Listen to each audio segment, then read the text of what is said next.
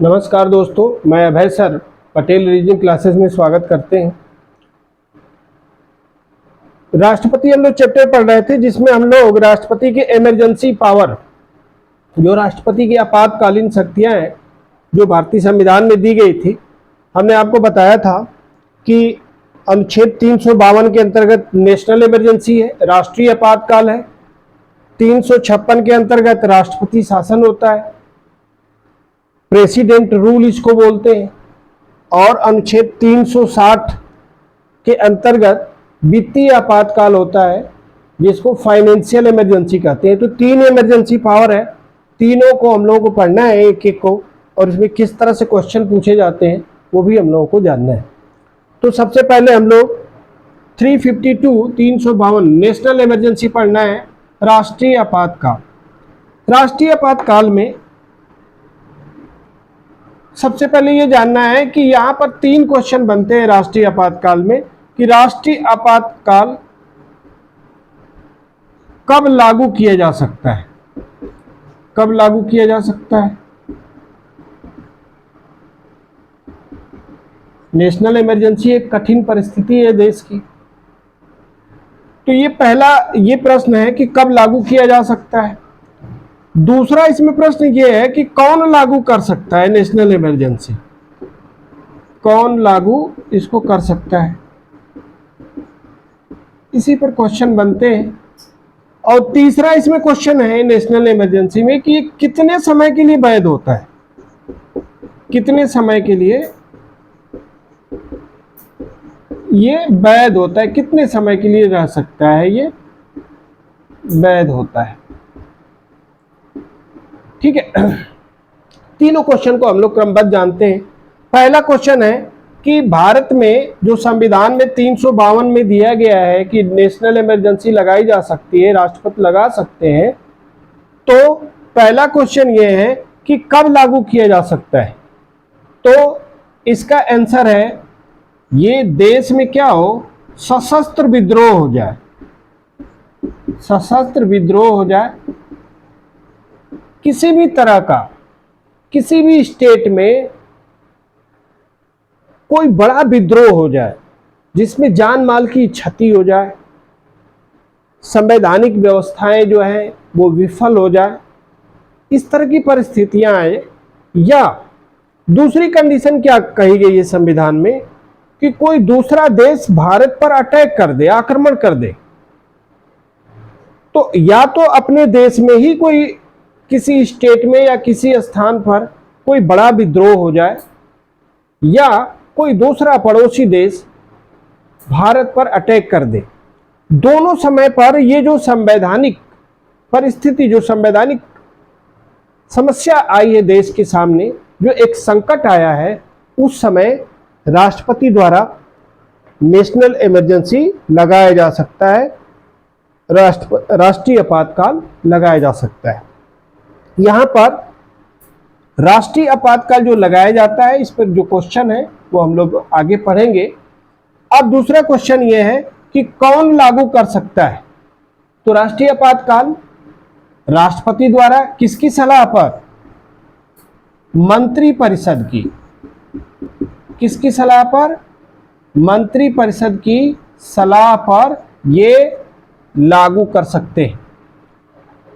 अब यहां पर एक चीज आप चाहें तो नोट कर सकते हैं, पहले जब संविधान, जो मूल संविधान लिखा गया था, उसमें ये लिखा गया था कि जो राष्ट्रपति नेशनल इमरजेंसी लगाते हैं तो वो प्रधानमंत्री की सलाह पर भी लगा सकते हैं, प्रधानमंत्री की सलाह पर भी नेशनल इमरजेंसी को लगाया जा सकता है।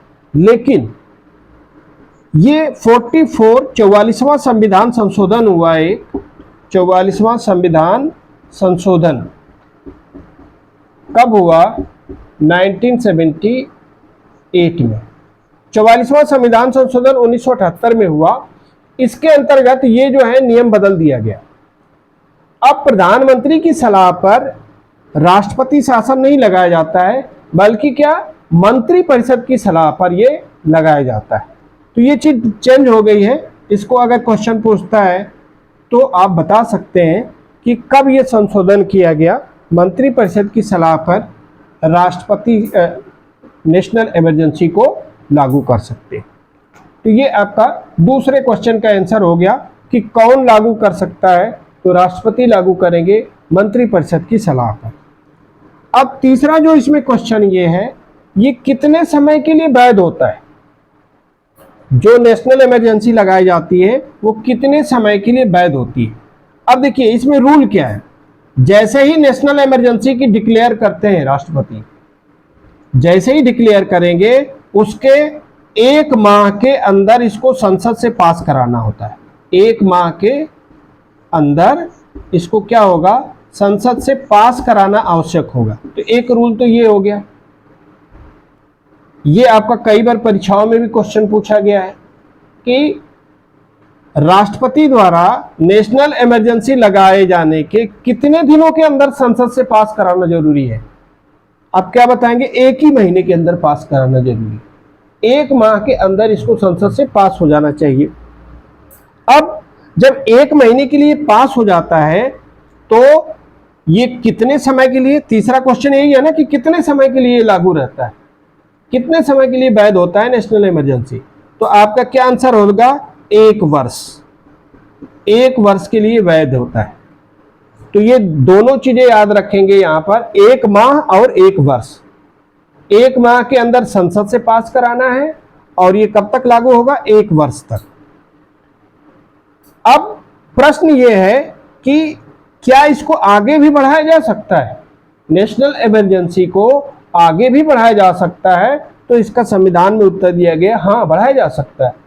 अब इसको क्या होगा, इसको पुनः 6 माह के लिए बढ़ाया जा सकता है इसको, लेकिन इसको पुनः जो है संसद से पास कराना आवश्यक होगा।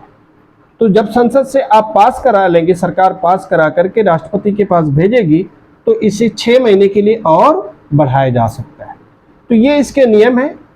नेशनल इमरजेंसी कब लागू किया जा सकता है, जब किसी देश का भारत के ऊपर अटैक हो जाए या अपने देश में ही कोई आंतरिक विद्रोह हो जाए।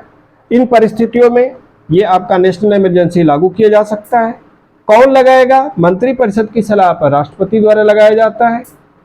कितने समय के लिए होता है, तो ये आपका 1 वर्ष के लिए होता है और इसको 6 माह तक और बढ़ाया जा सकता है संसद से पास कराकर, लेकिन लागू होने के 1 माह के अंदर ही इसको पास कराना आवश्यक है।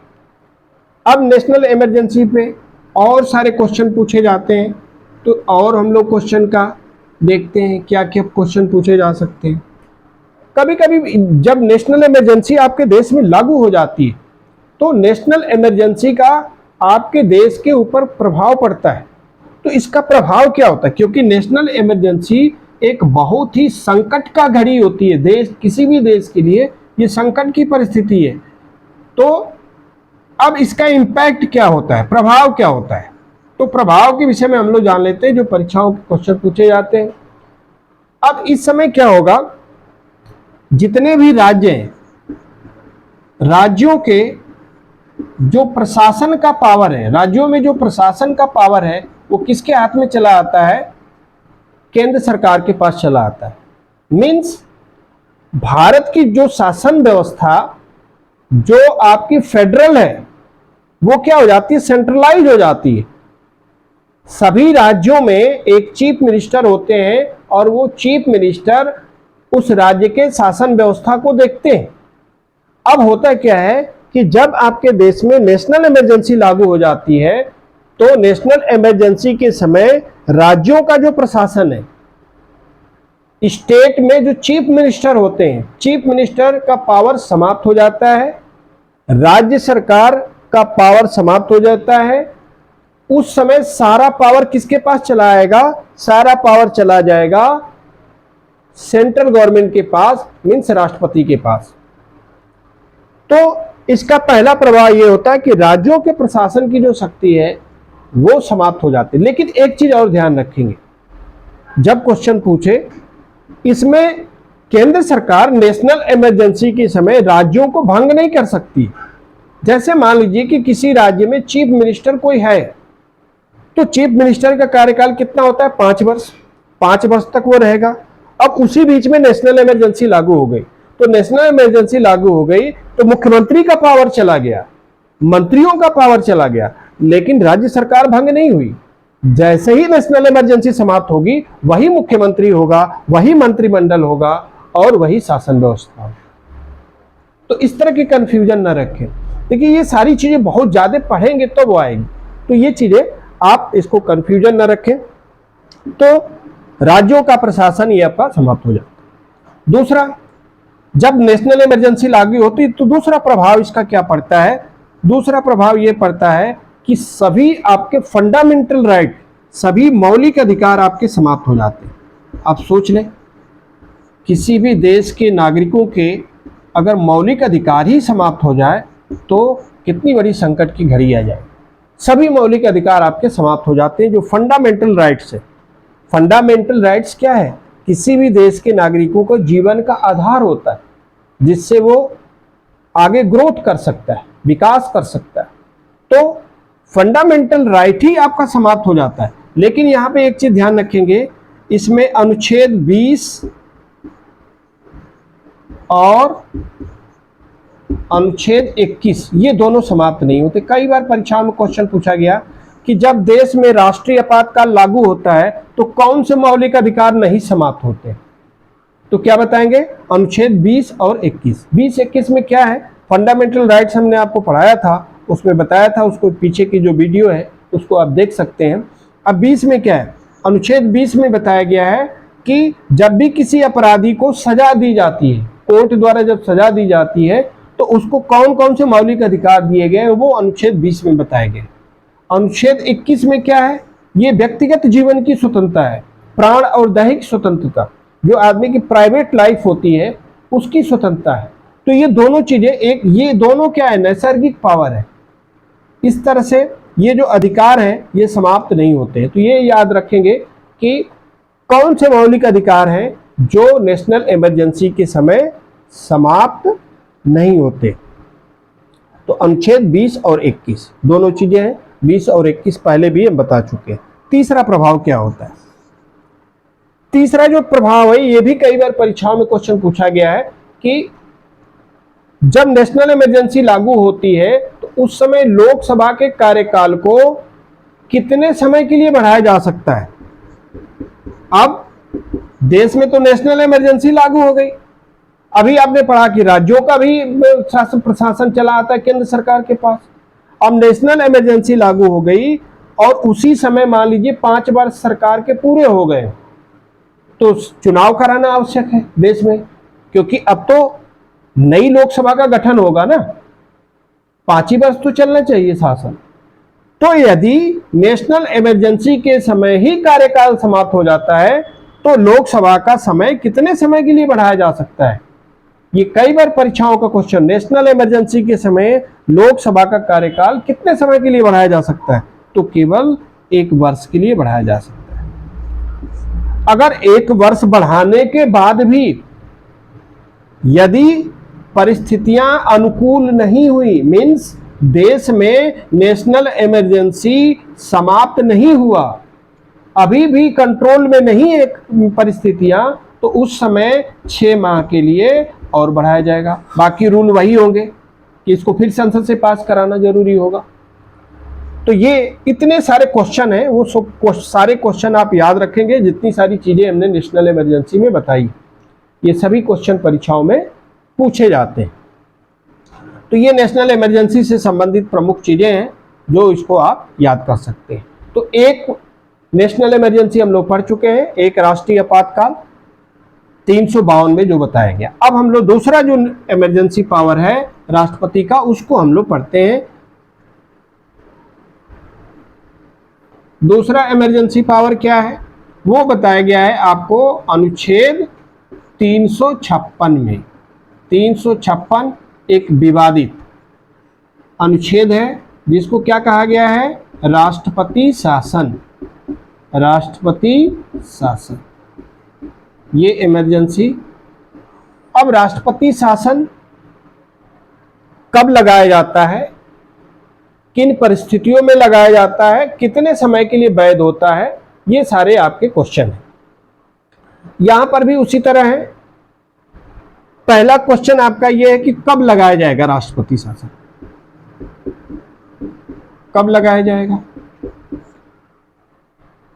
तो संविधान में लिखा गया है अनुच्छेद 356 में कि राष्ट्रपति शासन जब किसी राज्य में संवैधानिक तंत्र विफल हो चुका है, मीन्स कोई ऐसा स्टेट है जहां पे संविधान के नियमों के अनुसार काम नहीं हो रहा है, या दूसरी परिस्थिति ये हो गई हो कि उस राज्य में इलेक्शन कराना ही मुश्किल है। जैसे आपने सुना होगा नागालैंड, मणिपुर, इस तरह के जो पूर्वोत्तर के कुछ स्टेट ऐसे थे जहां पर अक्सर आतंकवादी घटनाएं होती रहती थी, जिनके कारण वहां पर इलेक्शन कराना मुश्किल होता था।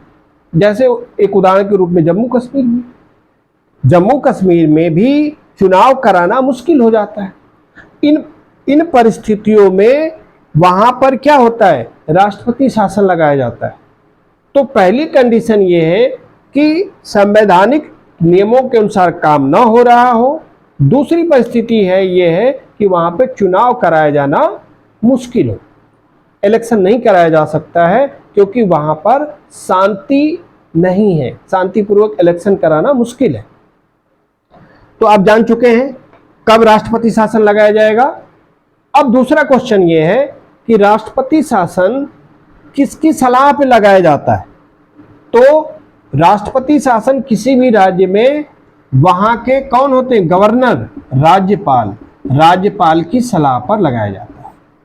वहां का गवर्नर लिख के देंगे कि यहां पर अभी भी परिस्थितियां अनुकूल नहीं है, इसके कारण यहां पे राष्ट्रपति शासन लागू रहना चाहिए या इसको आगे कंटिन्यू किया जाए। तो राज्यपाल की सलाह पर राष्ट्रपति शासन लगाया जाता है। अब दूसरा प्रश्न ये है कि यहां पर इसका रूल क्या है, राष्ट्रपति शासन लगाने का नियम क्या है। तो पहला नियम क्या है, इसको 2 महीने के अंदर इसको क्या करना पड़ेगा, आपको संसद से पास कराना होगा, संसद से इसको पास कराना होगा। देखिए ध्यान देंगे, पहले में हम लोगों ने क्या पढ़ा था, जब हम लोगों ने नेशनल इमरजेंसी पढ़ा तो उसमें हमने क्या बताया था, नेशनल इमरजेंसी जैसे ही डिक्लेयर होगा, जैसे ही लागू होगा, उसको संसद से कितने 1 महीने के अंदर पास कराना होगा। अब यहां पे क्या याद करना है, राष्ट्रपति शासन जैसे डिक्लेयर होता है किसी राज्य में तो संसद से कितने माह के अंदर, 2 महीने के अंदर पास कराना होगा। तो ये याद रखेंगे, वरना जो है आपके क्वेश्चन गलत हो जाएंगे। तो 2 महीने के अंदर आपको संसद से इसको पास कराना आवश्यक होगा। हमने बात किया था कि जब भी ये आपका, तो जब भी राष्ट्रपति शासन लागू किया जाता है तो यहां पर ध्यान ये रखा जाता है कि इसको संसद से पास कराना आवश्यक है। अगर ये संसद से पास नहीं होता है तो ये संविधान के नियमों के अनुसार नहीं होगा। तो 2 माह के अंदर इसको पास कराना जरूरी है। अब जैसे ही किसी राज्य में राष्ट्रपति शासन लागू हो जाता है तो ये इसको आगे बढ़ाया जा सकता है कि नहीं, ये कितने समय के लिए वैध होता है। तो जब भी राष्ट्रपति शासन किसी राज्य में लगाए हैं तो वो कितने महीने के लिए रहता है, 6 माह के लिए, पहले 6 माह के लिए ही वैध होगा। तो जब भी आपसे क्वेश्चन पूछे राष्ट्रपति शासन किसी राज्य में कितने समय के लिए लागू रहता है, आप क्या बताएंगे, 6 माह। लेकिन इस 6 माह को आगे भी आप बढ़ा सकते हैं। इसको आगे आप कितने साल तक ले जा सकते हैं, तो इसको 3 वर्ष तक ले जा सकते हैं, 3 वर्ष तक। तो इसको संसद से पास कराते हुए इसको आगे बढ़ाया जा सकता है।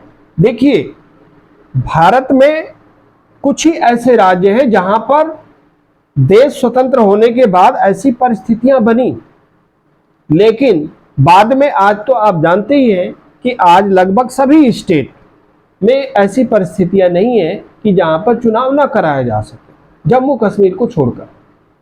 तो लगभग सभी राज्यों में आपका ये जो राष्ट्रपति शासन, जो इमरजेंसी ये पावर है, ये आपका इस समय लागू नहीं हो रहा है। कभी कभी ऐसा होता है कि कोई राज्य सरकार के, जो राज्य सरकार इस समय चल रही होती है, वहां पर अगर वो गठबंधन के माध्यम से होती है तो कुछ पार्टियां अगर उनको समर्थन देना बंद कर देती हैं तो उन परिस्थितियों में बीच में राष्ट्रपति शासन लगाया जाता है। अब हम लोग बात करेंगे तीसरा पावर। तीसरा जो राष्ट्रपति का इमरजेंसी पावर है वो है आपका वित्तीय आपातकाल, फाइनेंशियल इमरजेंसी। अब फाइनेंशियल इमरजेंसी को अनुच्छेद किसमें बताया गया? अनुच्छेद 360, वित्तीय आपातकाल, वित्तीय आपातकाल, फाइनेंशियल इमरजेंसी। अब इसमें क्या है, वित्तीय आपातकाल क्यों लगाया जा सकता है, कब लगाया गया है भारत में, ये हम लोगों को जानना है। देखिए, वित्तीय आपातकाल में ज़्यादा आपको ध्यान नहीं देना है क्योंकि आज तक भारत में फाइनेंशियल इमरजेंसी लगा नहीं।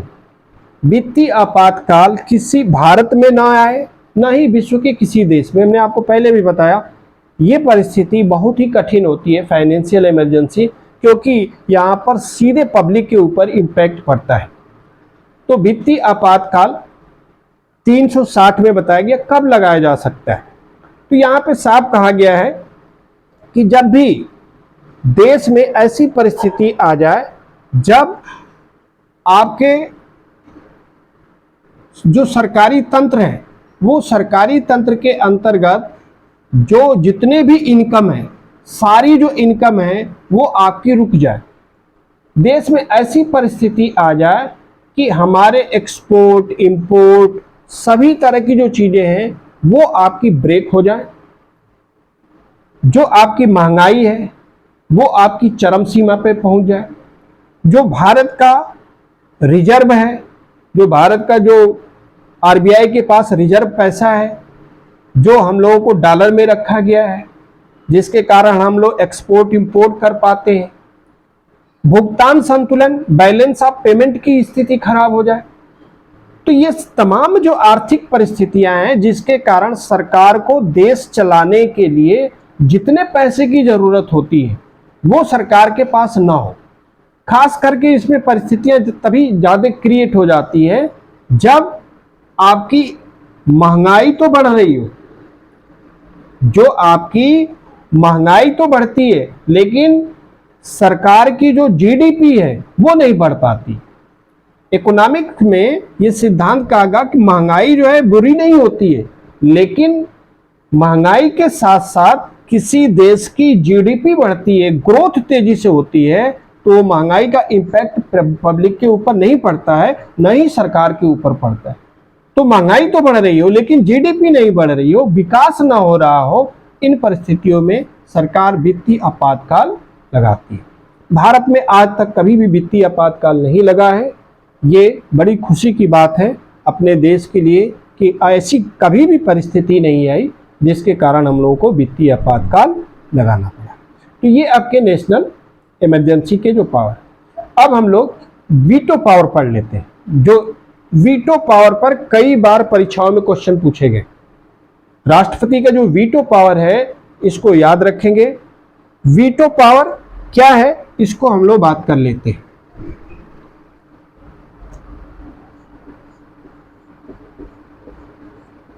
वीटो पावर, देखिए वीटो जो ये शब्द है ये एक लैटिन भाषा का शब्द है। लैटिन भाषा में इसको हिंदी में क्या बोला जाता है? रोकना। हिंदी में इसको क्या बोलते हैं? रोकना, किसी चीज को ब्रेक कर देना, रोक देना। तो वीटो पावर राष्ट्रपति के 3 वीटो पावर है, तीनों के विषय में हम लोग बात करते हैं। ये कौन कौन से वीटो पावर है? सबसे पहले हम लोग बात करते हैं, पहला जो वीटो पावर है वो है आत्यांतिक पावर। इसको इंग्लिश में क्या बोलते हैं? इसको इंग्लिश में बोलते हैं एब्सोल्यूट पावर।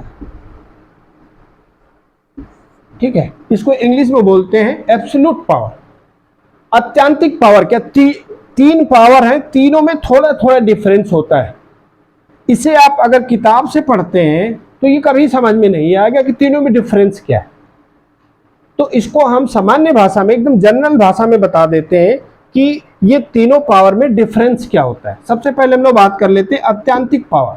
एब्सोल्यूट पावर, राष्ट्रपति का जो वीटो पावर है, वीटो का अर्थ आप जान ही चुके हैं, रोकना, किसी चीज को रोक देना, ठीक है, ब्रेक कर देना। वहां पर देखिए, भारतीय संविधान के अनुसार राष्ट्रपति जितने भी संसद से बिल पास होते हैं, संसद से जो भी बिल पास होते हैं, जब तक राष्ट्रपति का साइन नहीं होगा वो कानून नहीं बन सकता है। ये फैक्ट है, ये संविधान में लिखा गया है।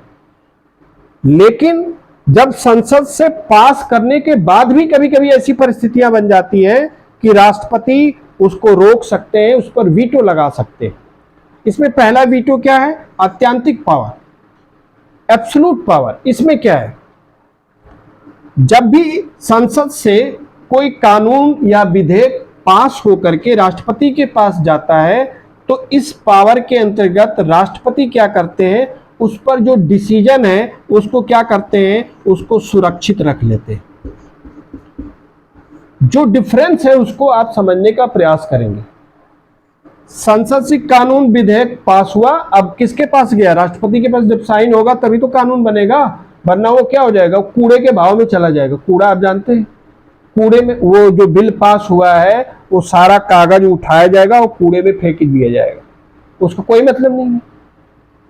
अब क्या होगा, जैसे ही राष्ट्रपति के पास गया, राष्ट्रपति को साइन करने के लिए गया है, राष्ट्रपति ने उस बिल को, उस पर जो सहमति है असहमति है, जो भी है, जो भी उस पर डिसीजन उन्होंने लिया है उसको अब उसको सुरक्षित रख लिया, अपने पास उसको रिजर्व रख लिया। जब अपने पास उन्होंने रिजर्व रख लिया, जब तक वह डिसीजन को, जो भी डिसीजन उन्होंने लिया है उसको, उस डिसीजन को मंत्रिपरिषद को वापस नहीं देंगे, तब तक वो बिल तो कानून बना नहीं। जो कागज आया, जो बिल आया, उसको अपने ही पास उन्होंने रिजर्व रख लिया। उस पर क्या उनकी सहमति है, क्या नहीं सहमति है, वो किसी को पता नहीं। तो पहले पावर में क्या है, इस पावर के अंतर्गत राष्ट्रपति अपने डिसीजन को सुरक्षित रख लेते हैं, रिजर्व कर लेते हैं। अब दूसरा जो पावर है, राष्ट्रपति का दूसरा जो पावर है वो है आपका सस्पेंडेड पावर। इसको हिंदी में बोला जाता है निलंबनकारी शक्ति। निलंबनकारी शक्ति, ये राष्ट्रपति का निलंबनकारी वीटो है, सस्पेंडेड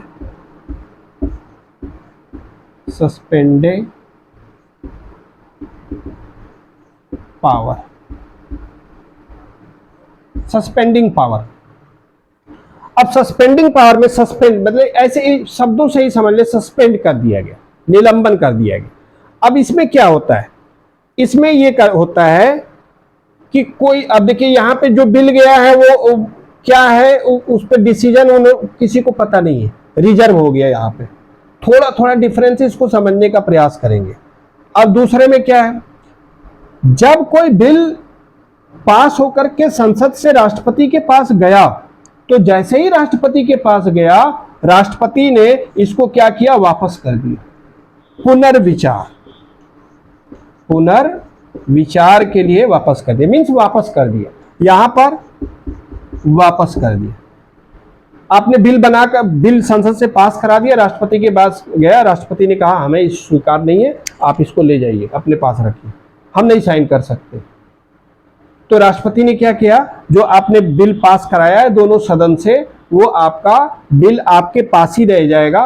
राष्ट्रपति ने इसको वापस कर दिया। लेकिन ध्यान रखेंगे, राष्ट्रपति का पावर क्या है, लिमिटेड है, सीमित है, क्योंकि जो कार्यपालिका है, उस कार्यपालिका का मुखिया तो राष्ट्रपति होता है, मेन तो है, लेकिन जो पावर है वो मुख्य पावर किसके पास होती है, मंत्रिपरिषद के पास होती है, संसद के पास होती है।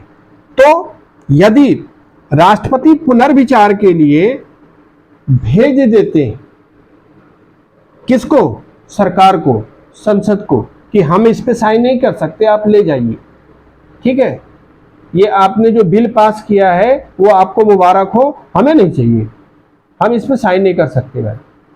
अब होगा क्या, जब ये वापस कर देंगे, फिर सरकार यदि ये कहती है कि जो बिल पास हुआ है उस बिल को अगर थोड़ा बहुत संशोधन करके, जैसा उन्हें लगता है कि अगर ये राष्ट्रपति को ये चीजें पसंद नहीं है आ रही है, थोड़ा बहुत संशोधन करके अगर राष्ट्रपति के पास दोबारा भेजती है तो राष्ट्रपति को वहां पर साइन करना आवश्यक हो, या बिना संशोधन किए। ये भी जान ले, कोई जरूरी नहीं है कि अगर सरकार उसमें संशोधन करे, संसद संशोधन करे, बिना संशोधन किए भी राष्ट्रपति के पास अगर दोबारा भेजा जाता है तो राष्ट्रपति को वहां पर पावर नहीं है। ये जो निलंबनकारी शक्ति है ये लिमिटेड हो जाती है। तो वहां पर कई बार परीक्षाओं में, खास करके बड़ी जो परीक्षाएं, पीसीएस की परीक्षाएं, उसमें पूछा गया है प्रेसिडेंट के सस्पेंडिंग पावर किन परिस्थितियों में लिमिटेड हो जाते हैं, किन परिस्थितियों में लिमिटेड हो जाते हैं। तो परिस्थिति क्या है, सरकार द्वारा विधेयक को जो पुनर्विचार के लिए भेजा गया है उसे वापस कर देना।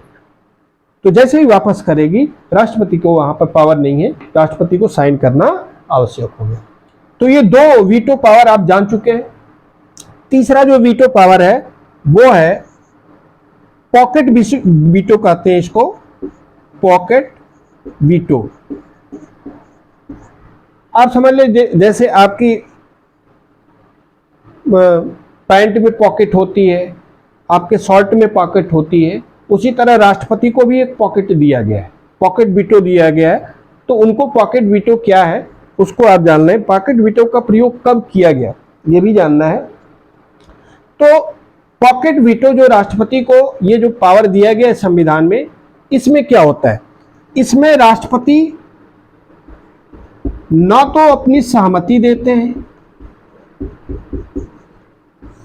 और न ही क्या करते हैं, असहमति करते हैं। ठीक है, अब देखिए इसमें अंतर क्या है। पॉकेट वीटो में जो राष्ट्रपति को पावर दिया गया है, इसमें राष्ट्रपति जो बिल गया है उनके पास, उस पर उसको स्वीकार भी नहीं करते हैं और अस्वीकार भी नहीं करते। अब देखिए यहां पे क्या है, रिजर्व रख लिया। तीनों के अंतर बस एक एक शब्द से अर्थ आपको समझ में। यहां पर बिल गया, रिजर्व रख लिया उन्होंने। यहां पे गया तो उन्होंने क्या किया, भाई हमें पसंद नहीं है, ले जाओ तुम अपना, पुनर्विचार के लिए भेज दिया। अब यहां पे क्या कहा, यहां पे उन्होंने कुछ नहीं बोला, यहां पर ना उस पर सहमति दी और ना ही उन्होंने असहमति दी। जो बिल गया और ना ही उसको पुनर्विचार के लिए भी नहीं भेजा। उन्होंने क्या किया, जैसे आपके हमारे पास पैकेट है, हमें वो बिल आया, हमने इसमें रख लिया पैकेट में। अब पैकेट में रख लिया और रख के भूल गए, भैया हमसे मतलब नहीं है। ठीक है, अब ये हुआ क्या, कभी कभी पूछता है कि राष्ट्रपति द्वारा पॉकेट वीटो का प्रयोग कब किया गया था। तो इसको जान ले, राजीव गांधी आपके देश के प्रधानमंत्री थे, उस समय ये हुआ था। तो पॉकेट वीटो का प्रयोग हुआ 1986 में। 1986 में पॉकेट वीटो का प्रयोग किया गया था। उस समय एक बिल आया था जिस बिल का नाम था पोस्ट ऑफिस संशोधन बिल। पोस्ट ऑफिस संशोधन बिल था। पोस्ट ऑफिस से संबंधित एक बिल था जो उस समय जो राष्ट्रपति थे ज्ञानी जैल सिंह, उनको ये पसंद नहीं आया उसमें। और उन्होंने, अब चूंकि कांग्रेस पार्टी के प्रधानमंत्री थे उस समय राजीव गांधी से अच्छे संबंध भी उनके थे, लेकिन फिर भी उनको ऐसा लगा कि ये बिल जो है सही नहीं है, तो उस बिल को इन्होंने स्वीकार भी नहीं किया, अस्वीकार भी नहीं किया और उसको अपने पॉकेट में रख लिया। कब हुआ, 1986 में। अगर पूछता है कभी कि राष्ट्रपति द्वारा पॉकेट वीटो का प्रयोग सबसे पहले कब किया गया, तो 1986 में। उस समय देश के प्रधानमंत्री कौन थे, राजीव गांधी थे। ठीक है, किसने किया, ज्ञानी जैल सिंह ने किया। कौन से बिल पे किया, तो पोस्ट ऑफिस संशोधन बिल। तो सारी चीजें हमने बता दी है, चाहे तो आप नोट कर सकते हैं सारी चीजें। अगर जल्दी में बोला हो तो फिर से रिपीट कर दे रहे। पहला आया 1986 में, 1986 में। 1986 में पॉकेट बिटों का प्रयोग किया गया, ठीक है। प्रधानमंत्री कौन थे? राजीव गांधी। राष्ट्रपति कौन थे? ज्ञानी जैल सिंह। कौन सा बिल आया था? पोस्ट ऑफिस संशोधन। इस तरह से पॉकेट बिटों का प्रयोग किया गया। तो यदि ये राष्ट्रपति चैप्टर समझ में आया हो तो कृपा करके, हम तो वैसे बोलते नहीं हैं, लेकिन आप लोग प्रयास करें कि इसको लाइक करें, सब्सक्राइब करें। ये हम लोगों का अधिकार है आप लोगों से कहने के लिए, क्योंकि डिजिटल युग है, ये ज़रूरी है, ठीक है। तो थैंक यू दोस्तों, जय हिंद।